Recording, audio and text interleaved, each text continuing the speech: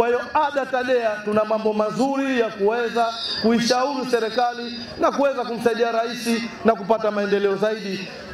Kama haya yaliyopo basi yaongezeke maradufu. Unapomuona mwenzako kafanya vizuri, usiwe na roho mbaya. Mnyonge mnyongeni, sifa yake mpeni. Hasa kuna watu inawauma sisi tukisema Dr. Mwinyi kafanya mema, kafanya mazuri. Hivyo jamani, hamuyaoni?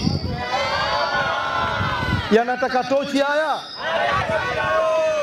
Sasa mimi namuomba rafiki yangu waziri wa afya Mheshimiwa Mazurui atafute miwani za macho, wale waliokuwa hawaoni awavalishe, na wale waliokuwa hawasikii hata kwenye radio kama kuna maendeleo yamefanywa na Dr. Mwinyi awatafutie dawa za masikio, pengine masikio yameziba.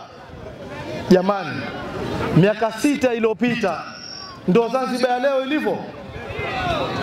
Ukianza airport mpaka bandarini mpaka Kizimkazi. Nyinyi mmekwenda Kizimkazi? Barabara kubwa na za kisasa. Tunataka nini? Kwa hiyo huo ndo msimamo wa ADA TADEA. Naomba sasa niwaite wagombea wetu wa wakilishi, ubunge na udiwani, niwaombee kura. Waheshimiwa, karibuni. Mmeona vijana wenzenu wao? Tunaomba kwa heshima kubwa mwachague wapate kumsaidia Dr. Hussein Ali Mwinyi kwenye kazi yake. Mtawapa kura hawa?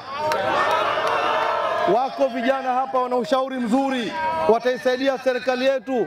Tunachotaka sisi ni kujenga nchi, sio kubomoa nchi. Mtawachagua hawa wakilishi wa ADA TADEA na wagombea ubunge na wadiwani?